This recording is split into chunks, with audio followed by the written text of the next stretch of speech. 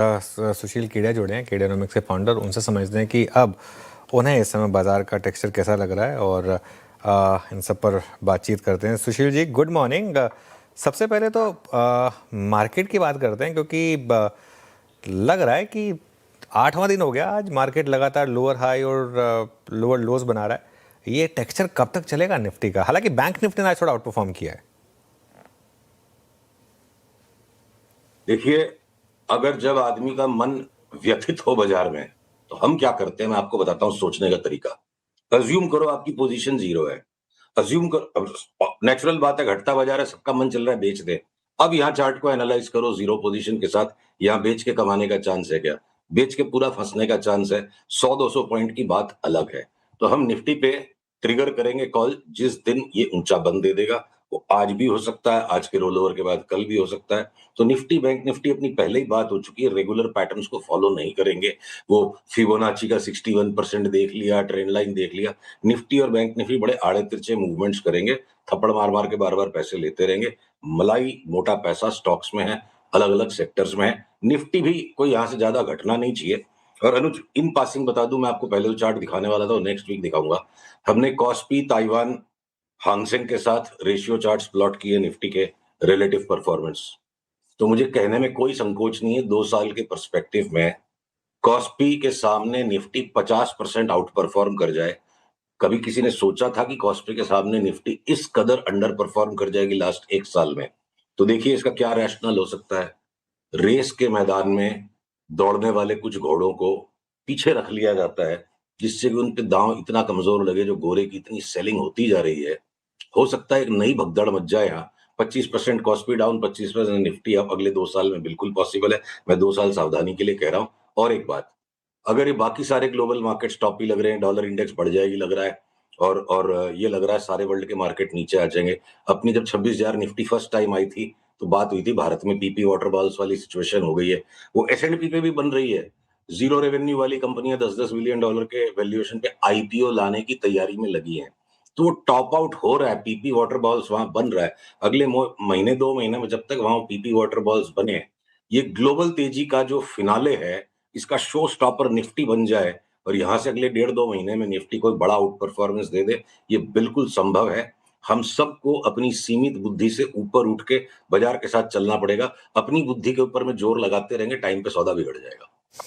नहीं, लेकिन दिक्कत क्या है कि सुशील जी, क्योंकि देखिए सारी वर्ल्ड मार्केट आप देखिए, नैस्डैक, डाउ इतना आउट परफॉर्म कर रहे हैं, बाकी सारी मार्केट इतना अच्छा चल रही हैं, और यहाँ पे चार्ट तो नहीं बता रहे हैं कि इंडियन मार्केट में हल्की सी भी स्ट्रेंथ है, और आप इतना पॉजिटिव व्यू ले रहे हैं। देखिए, जो हो चुका जो हो चुका उस पास्ट से निकल के आपको आने वाले फ्यूचर पे दांव लगाना, स्टॉक मार्केट उसी को पैसा देता है। तो जो आप बता रहे हो वो तो हो चुका है, और आने वाले समय में मैं दांव किस बेसिस पर लगा रहा हूं? अगर निफ्टी को यहां से भी घटते ही जाना है, तो मुझे 150 ऐसे स्टॉक्स तो दिखने चाहिए ना, जिनके अंदर में शॉर्ट करके 20-25%, 10-12% कमाने की जगह है। बहुत सिलेक्टिवली बीच बीच में थोड़े थोड़े शॉर्ट्स आते हैं। अब टाइटन शॉर्ट किया, कल उसका short cell signal square of हो गया। अगर आपने हेल्थ केयर के स्टॉक्स को शॉर्ट किया, सबके अंदर में इंटरिम टेक प्रॉफिट आ गया। तो ये बीच बीच में जो शॉर्ट्स की भी जो रैली स्टार्ट होने वाली, बॉस्क ने इतना करेक्शन दे दिया, अब यहां से वापस 25% नया बढ़ने की बाई का सिग्नल आ गया। तो इंडिविजुअल स्टॉक्स की चार्ट्स और निफ्टी की चार्ट टुगेदर एडअप नहीं करेगी। अगर मैं निफ्टी की चार्ट को नहीं देखूं और स्टॉक्स की चार्ट क्लैरिटी दे रही है, हम अभी उस पर दाव लगाएंगे जब निफ्टी में रिवर्सल आ जाएगा। आपकी बात बिल्कुल ठीक है कि दिख नहीं रहा है चार्ट पे, इसीलिए भी हम निफ्टी पे दाव नहीं लगाएंगे। तो 2 दिन ऊपर बंद आते सबका दिखना चेंज हो जाएगा। चलिए, अब फिर स्टॉक स्पेसिफिक बात करते हैं। बीएससी, ये करेक्शन पूरी हुई क्या, और यहाँ से अब क्या व्यू रहेगा आपका स्टॉक पर?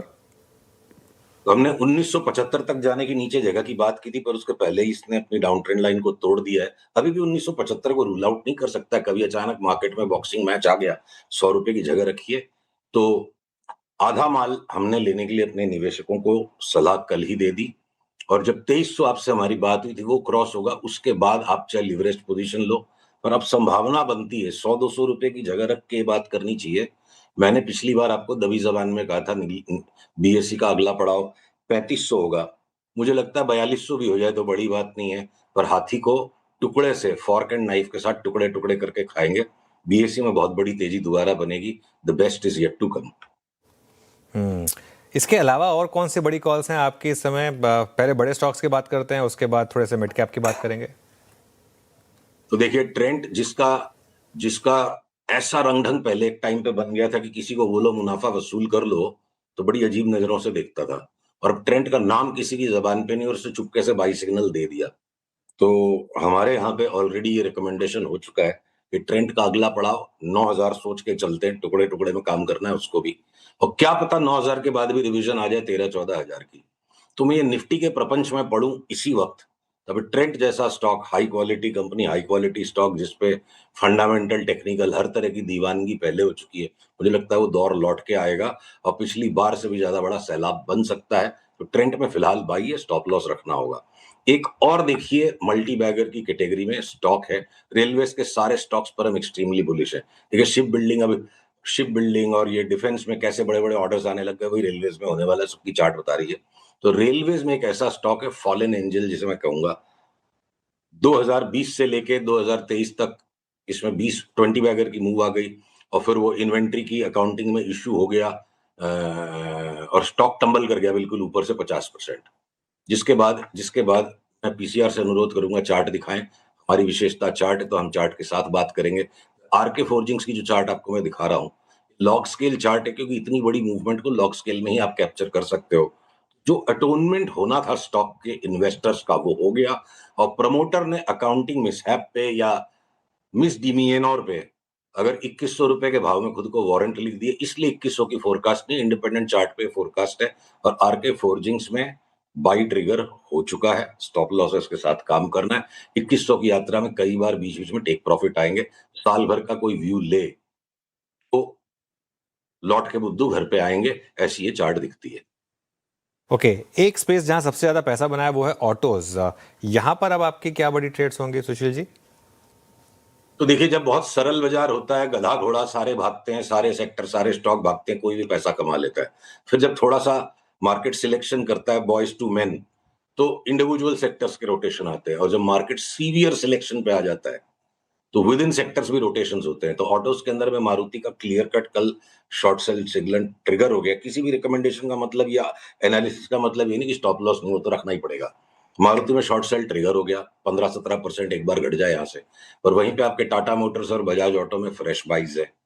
हाँ, तो आपके अगर हीरो मोटो को आप घटने को ही तैयार नहीं है, वो कभी भी रेंज ब्रेकआउट दे देगा। तो ये दो ऑटो के two wheeler stocks, Tata Motors जो लगाड़ रहा है, और for what ever concerns and worries थोड़ा बहुत दबा हुआ रह गया, वो आई थिंक वो साइबर अटैक का इशू बिहाइंड द बैक है। तो ये 3 बाइज हैं, एक मारुति में इस वक्त शॉर्ट सेल है, और अगर एंसेलरीज को भी मैं साथ में इंक्लूड करूं, बॉश में भी एक 25% की बाई का सिग्नल है। ओके, चलिए, तो ये इस समय कुछ आपके लिए ट्रेड्स। कोई और इंटरेस्टिंग स्टॉक्स जो अच्छे लग रहे हैं यहाँ पर चार्ट्स पर? और एक ट्रेंड पे मैं थोड़ा सा इंटरेस्टिंग था, आप सीधा डबल का कॉल ले रहे हैं, उसके अलावा 1.5x का भी कॉल ले रहे हैं, और इतना बड़ा व्यू। तो जैसा है, हमारा कुछ भी नहीं है। कई लोगों को बड़ी आपत्ति होती है 50% ऊपर 50% नीचे कैसे बोलता है। अपने अहंकार को रख दो वेस्ट पेपर बास्केट में। बाजार का मूड है, बाजार अलग अलग फेजेस में अलग अलग चाल की देगा। कभी बाजार डबल डबल की भी चाल देता है और कभी बाजार 10% की चाल देता है। तो हमारा काम है अपने आप को जीरो करो, और जो बाजार की चार्ट बताती है उससे अपने माइंड को ट्यून अप करो। तो कोई आश्चर्य, कोई विस्मय, कोई निराशा का कोई मतलब ही नहीं, किसी इमोशन की कोई जगह नहीं है। तो हम तो, कोई डर नहीं है, कोई भय नहीं है। जो चार्ट बोलती है हमने आपको बोल दिया। वो कैसे क्या स्टोरी बनेगी, वो स्टोरी बेस्ड विश्लेषकों का काम है, स्टोरी के नरेशन का काम जब आएगा तब होगा। और बहुत सारे इंटरेस्टिंग स्टॉक्स है, कोई लिस्ट की समस्या ये है, स्कैरसिटी की समस्या नहीं है, abundance has become a problem. अगर आज ब्लिस जीवीएस में एक बाई सिग्नल आ गया, सोना बीएलडब्ल्यू में बोलता हूं डबल हो जाएगा। प्रमोटर का अंतर ध्यान हो गया, कंपनी में इतनी सारी स्क्वाबल्स हैं, बट बहुत rock solid management.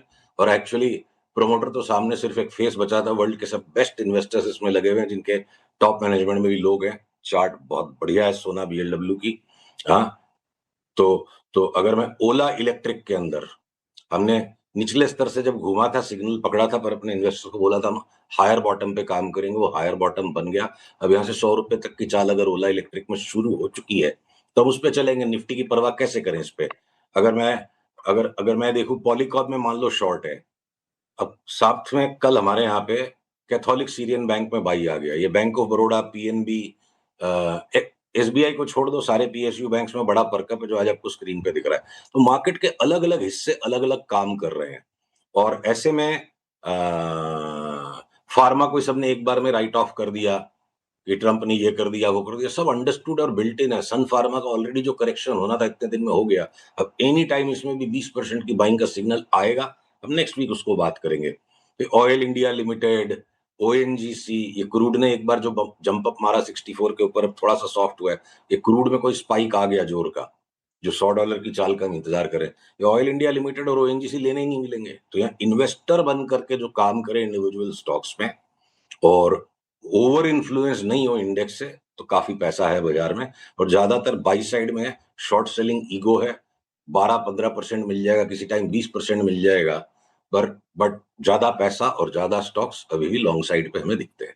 All right, शुक्रिया सुशील जी। तो काफ़ी स्टॉक्स पर बात हुई, थैंक यू सो मच आज हमारे साथ जुड़ने के लिए, और अगले मंगलवार फिर बात करेंगे आपसे।